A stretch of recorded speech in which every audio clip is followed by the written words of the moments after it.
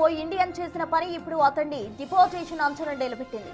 Washington డీసీలో గౌరవప్రదమైన world war II memorial వద్ద TikTok dance చేసిన మధురాజు అనే వ్యక్తిపై అమెరికా అధికారులు సీరియస్ అయ్యారు. 4 లక్షల మంది సైనికుల త్యాగాలకు గుర్తుగా ఉన్న ఆ స్మారక చిహ్నం వద్ద రీల్స్ చేయడంపై సర్వత్రా విమర్శలు వ్యక్తమవుతున్నాయి. కేవలం ఒక వీడియో అతని వీసా రద్దుకు, ఉద్యోగ గండానికి ఎలా దారితీసిందో ఇప్పుడు చూద్దాం.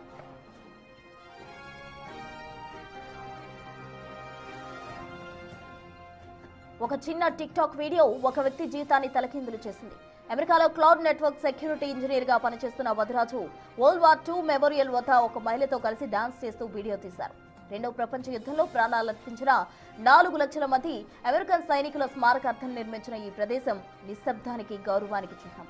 కానీ మధురాజు దానిని ఒక డాన్స్ స్టేజ్ లా మార్చడంపై నెటిజన్స్ నిప్పులు చెరుగుతున్నారు.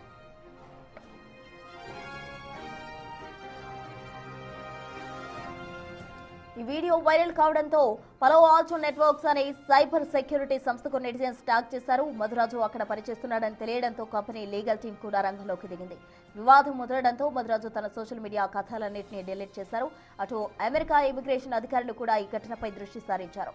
ఫెడరల్ మాన్యుమెంట్స్ వద్ద అనుమతి లేకుండా ప్రదర్శనలు ఇవ్వడం, క్రమశిక్షణ ఉల్లంఘించడం వంటివి వీసా రద్దుకు దారితీసే అవకాశం ఉందని నిపుణులు హెచ్చరిస్తూ ఉన్నారు.